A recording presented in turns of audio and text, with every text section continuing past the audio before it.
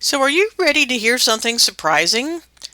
Something brand new that no one talks about, at least to our knowledge?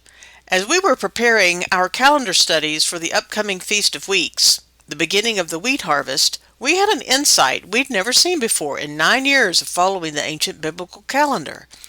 In our studies, we have shown how in many months people who play pivotal roles in the unfolding family of Yahuwah Elohim, the people of Yasharel or Israel, are born many times on Yah's feast days. In this week's calendar study for week number 10, we are going to see how the kinsman redeemer's earthly mission begins to manifest at the Feast of Weeks. Most people associate the Feast of Weeks with the giving of the Ten Commandments and with Pentecost, Acts chapter 2. But it also contains something else. You need to see this. Keep watching until the very end to learn about a special bonus coming out from our channel in celebration of the Feast of Weeks. So let's get started.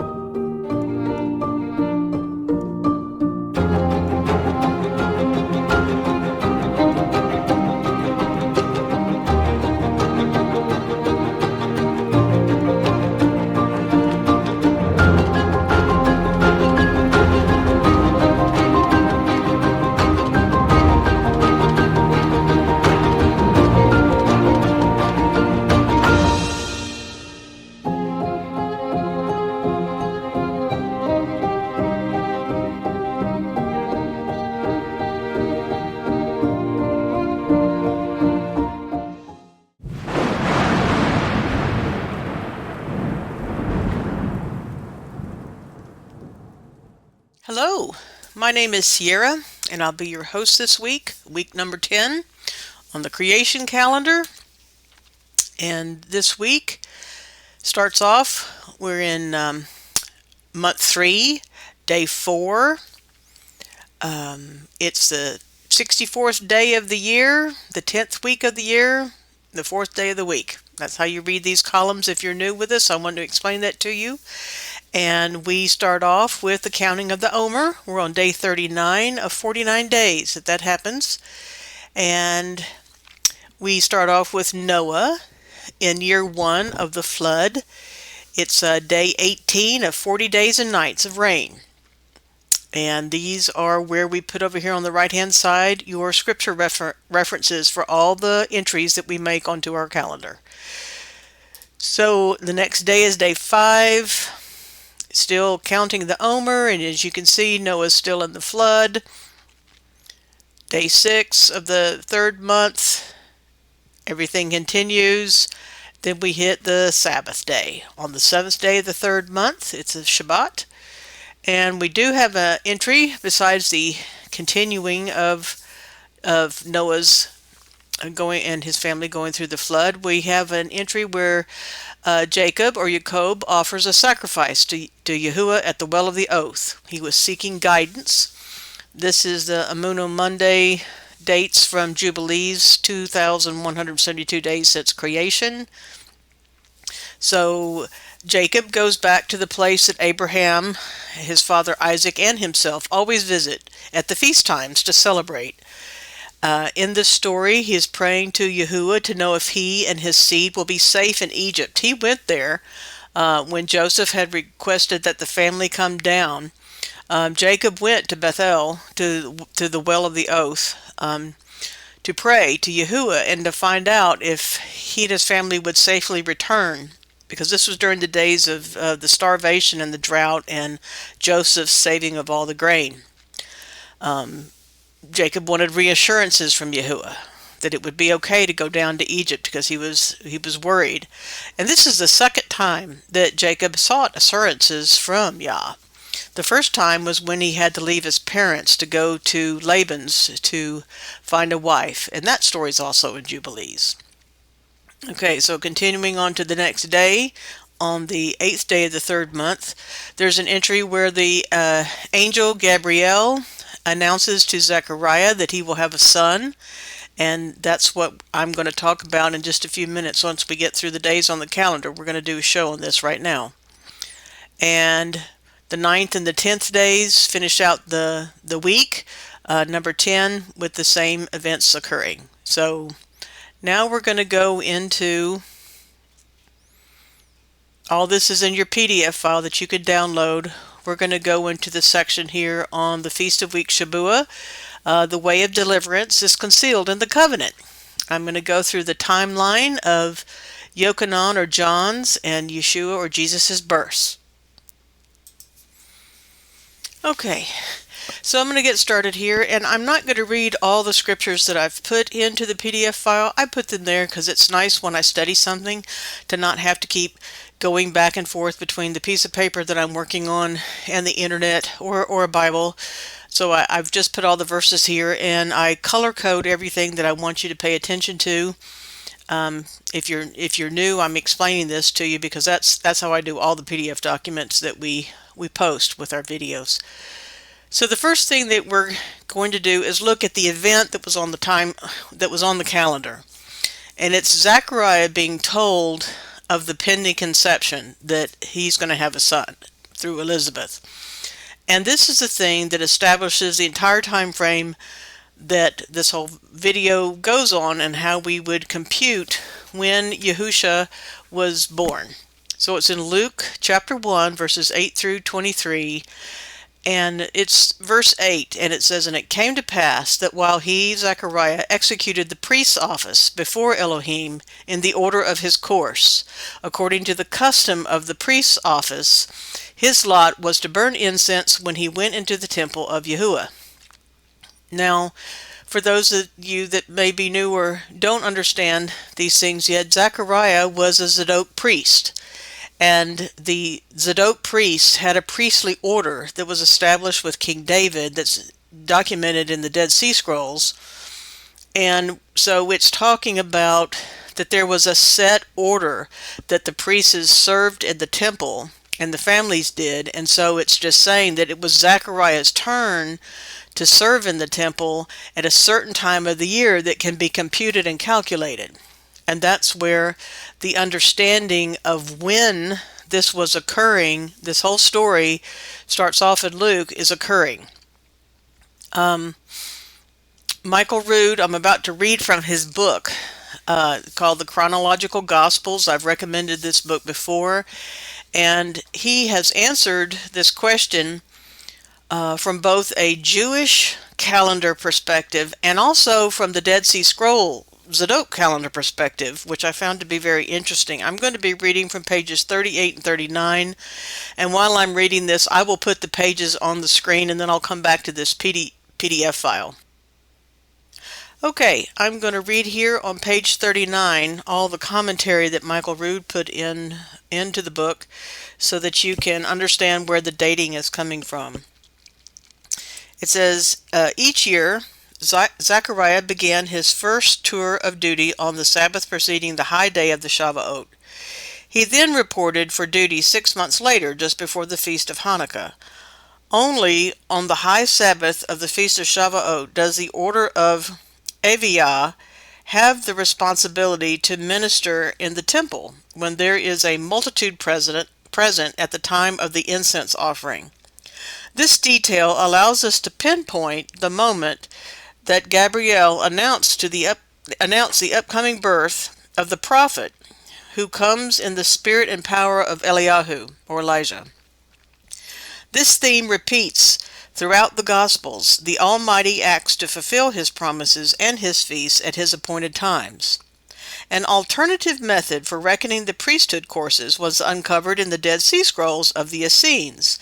This method, detailed by Eugene Falstich in the Bible Chronology and the Scientific Method, also calculates that the order of Abiyah was serving in the temple during the Feast of Shavuot in this same year. Item number 2. The honor of burning the incense on the golden altar and pronouncing the Aaronic blessing over the congregation of Israel was bestowed just once in the lifetime of a priest. Once the lot was cast and the responsibility was fulfilled, that particular priest was no longer eligible for selection. Zechariah was an elderly Cohen who had not yet had the honor of fulfilling that priestly duty. When it appeared as though his ministry and life were almost over, Zechariah and his wife finally received the highest calling of any Cohen since the time of Moses.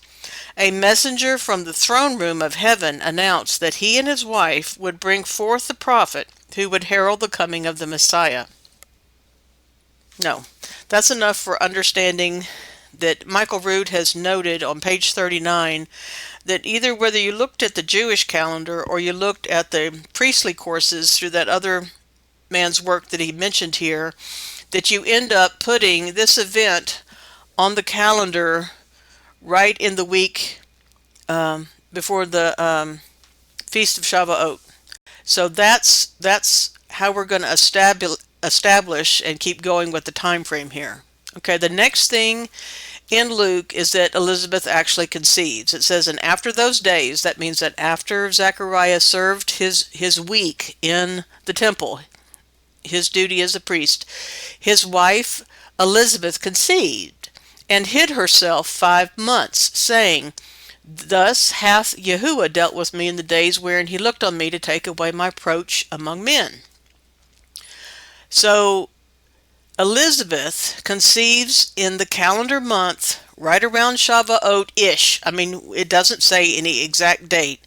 According to Michael Rood, he's serving in the week right before Shavuot, which is why it's on the calendar now. He would be there for 7 days, and then he would be off, and then he and Elizabeth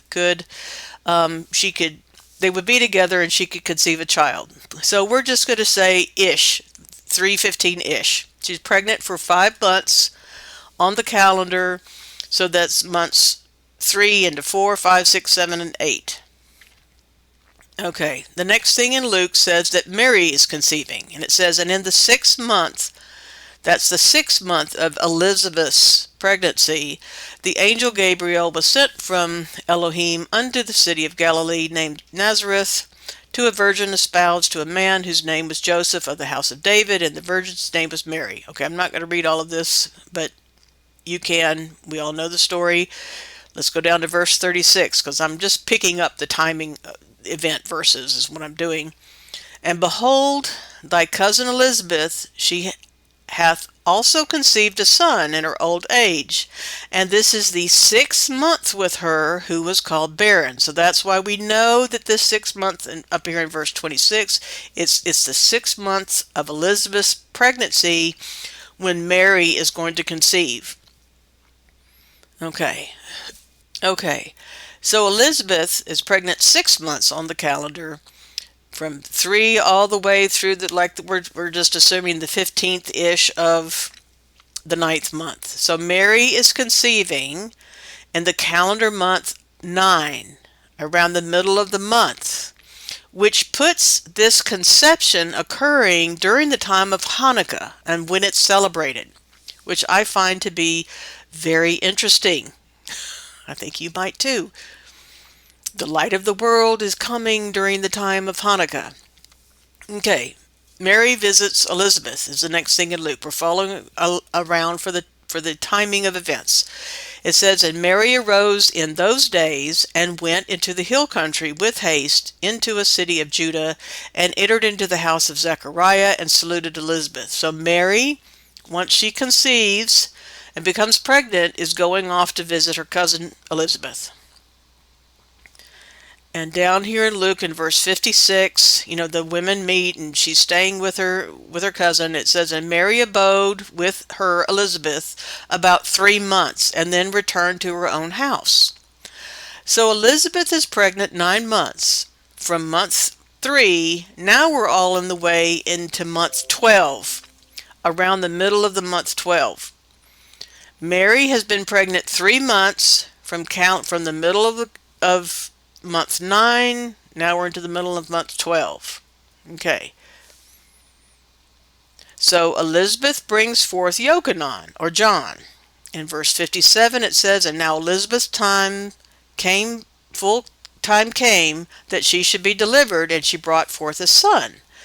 So Elizabeth is bringing forth her son around or an estimated time of the first of the year. We don't know how long these are estimates here in the middle of the month, and we have Mary leaving. We don't know how many days exactly it would be before she gives birth, but just as a way of estimating, we're going to say that Yochanan was born around the first of the year, which other important people were born around the first of the year. Be sure to watch the videos this week that I'm doing about the meaning of names. John's name in Yehudiath means Yah's grace and favor is extended, and it's repeated, bringing forth a second birth. This is that reborn from above. The second time that you're born, his name indicates that this happens. Everyone's names hold a rich meaning for them personally, and we are starting a service to help you find out yours. I think I'll link to these videos at the end of this one so you can learn more about it. Okay, now Mary brings forth Yahusha, or Jesus, and that's in Luke chapter 2. We know that, like in verse 5, that they had to leave Nazareth. Joseph and Mary had to go. She was very pregnant to go to for the taxation that was occurring, and everybody had to go return to where they came from. And in verse 7 it says, and she brought forth her firstborn son. Okay, so Mary is pregnant, for 9 months, from calendar month 9 in the middle till about 6 in the middle. So that's 9 months. So Mary is bringing forth her son, the best that I want to estimate or can figure out, around the Feast of New Oil, because new oil occurs in the 6th month. And he is the eternal light of the world that never runs out. And it would be interesting that he would have been conceived at Hanukkah, which is a celebration of that. And then he's born at the Feast of New Oil. Now he's the son of Elohim that brings the covenant of fire, the baptism of fire per Genesis 1:1. And this is in one of Asherit's. I've mentioned her before. She did an excellent video teaching on the covenant of fire, and I've left you a link here to watch that. I've watched that video probably 4 or 5 times. It was really good. And so I recommend that. And I just was so excited when I was preparing for this week's study to actually see this. I haven't really figured that out before. I've gone on the assumption that everybody else has taught that Yahusha would have been born at tabernacles. That's what everybody wants to say, that he came and tabernacled with us. Well, if he was born at the Feast of New Oil, he would have been a fairly young baby tabernacling with them at the Feast of Tabernacles, which comes really short and soon after the Feast of New Oil. Now, part of the Yehudiath class is going to be a review of Genesis 1:1. It's in the stuff that I teach. There's a multitude of ways that verse can be translated, and Asherit's insights into the covenant of fire is just one of many. If you would be interested in learning about the Yehudiath or Paleo-Hebrew class that I will be teaching, here's my email address. You can email me. As you can tell, this study is not an exact science, but we can glean that Yahusha Emmanuel was not born on December 25th. That just does not add up in any way, shape, or form. And many, including Michael Rood, place the time of the verse, like I said, into month 7. Some say he was born on trumpets. Others like to place his birth on the first day of tabernacles, so they can say, oh, and see, he was circumcised on the 8th day, Addition Day. It's really anyone who tells you they know the exact day, I think would be a stretch. It's, like I said, it's not an exact science, but we can know the season and into the months and into the time span in which this would have occurred. I hope you enjoyed this short calendar video this week. Please like this video. Please leave us a comment. Both the like and the comments really help YouTube to want to share our videos. And please subscribe to our channel for more teachings like this one. And be sure to watch the videos I'm about to show on the screen here for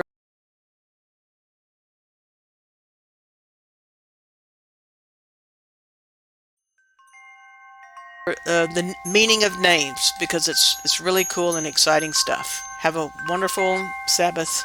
Shalom.